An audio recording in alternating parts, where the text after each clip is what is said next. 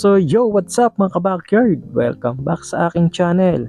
So ngayong araw guys, pupunta tayo ngayon kay Hendrix Backyard at papasyalan natin yung kanyang bagong tayong mini pet shop o aquatic shop niya, no? Kung tawagin, kasi yun yung nakalagay sa kanyang ways.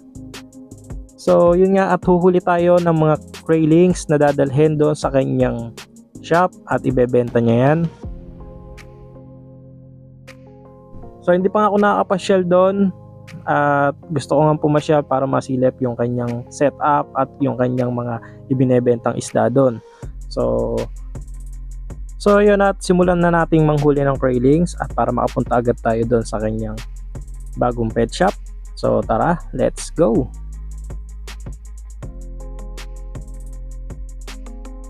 So yun nga guys, at ito yung mga dadalhin ko kay Hendrix Backyard. Ayan. At yung iba nito ay mga malalaki na guys. Meron yung 2 inch at meron din yung mga 1.5 inch. So bahala na si Hendrix Backyard dyan kung magkano niya ibebenta. At yung magbebentahan yan ay maghahati kami. So yun, ganun na ganun yun yung aming pagkakasunduan. Tapos eto nga pala yung aking stand. So hindi ko pa nga napapagawa yan guys. At medyo busy pa tayo dahil papasyal tayo kay Hendrix Backyard ngayon. Pero this week ay papagawa natin yan dahil kailangan natin yan. Tapos ibabalot ko na tong ating mga rancho dahil meron nang bumili niyan guys. So i-deliver ko na rin yan. Tapos dadaretso tayo doon kay Hendrix Backyard. So madali lang yan guys.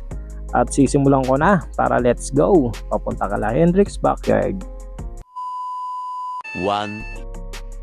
So ayun na nga guys, at ganun lang kabilis, no? Ayun nga pala si Hendrix Backyard at medyo busy siya dito. So nandito ngayon tayo sa Hendrix Backyard Aquatics, no? Sa Hendrix Aquatics, no? So unahin natin dito guys sa kanyang namumula-mulang flower horn. Tapos meron din siya dito mga feeder goldfish. Ayan. So available sa kanya yan guys, at pwede kayo mag-walk-in, pwede kayo magpa-deliver. So mura lang yan guys, yung kanyang mga feeder goldfish. Siyempre meron kayong free apple snail dyan, no? So marami siyang tropang mga bata dito at pag bumili nga sa kanya ay binibigyan niya ng mga apple snail. So dito tayo guys sa kanyang salt water setup. Ayan. So yun nga, at kasama ang palad ay wala akong nakita mga clownfish at mga nauubos na, no? At iniintay nga sana namin si Bems kaso hindi ko na hindi siya pumunta ngayon. So wala tayong mapakitang clownfish dyan. Tapos dito sa kanya mga glow tetra, ayan, marami kayong pagpipilian na kulay dito, no? 40 pesos lang, 40 each. Tapos meron siya ditong isang crayfish, ayan, 3 inch na ata to guys. So dalawa yan guys, ayan.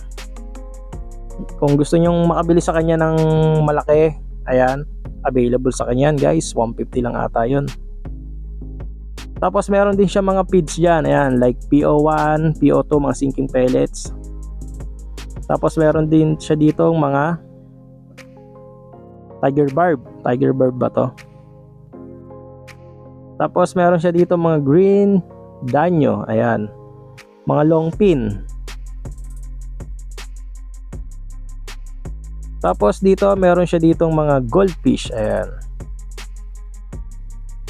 Hindi ko sure kung mga breed niya pa to o yung mga galing doon sa pond niya, yung mga pinapalaki niya dati.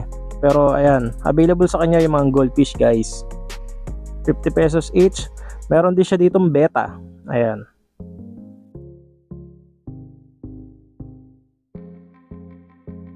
Tapos dito sa baba guys, ayan, yung mga dinala kong crayfish, yung mga craylings, ayan, dito nyo nilagay guys, ayan. Bali, available na sa kanyang Hendrix Pet Shop yung ating mga craylings, no? So meron din siya mga ping-pong dyan, ping-pong goldfish.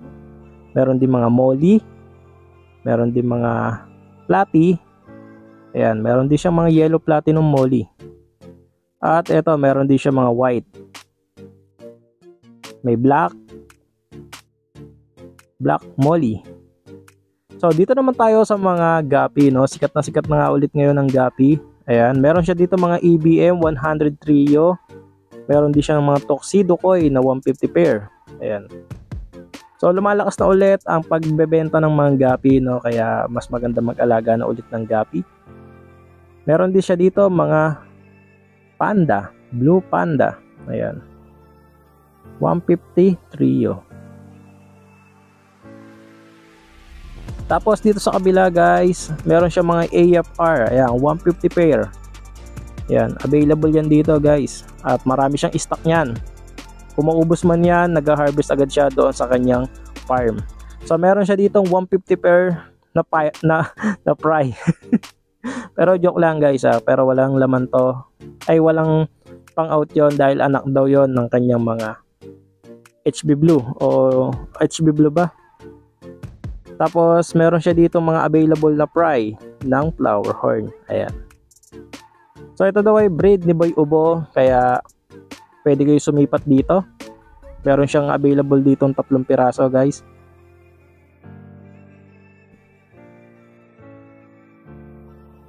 Medyo hiyain pero may kumikindat sa akin dito at talagang maganda eh.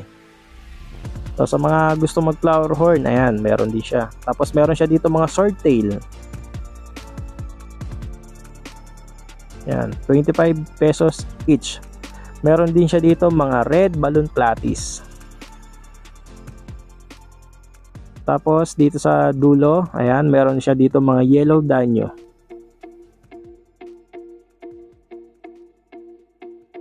₱10 each guys.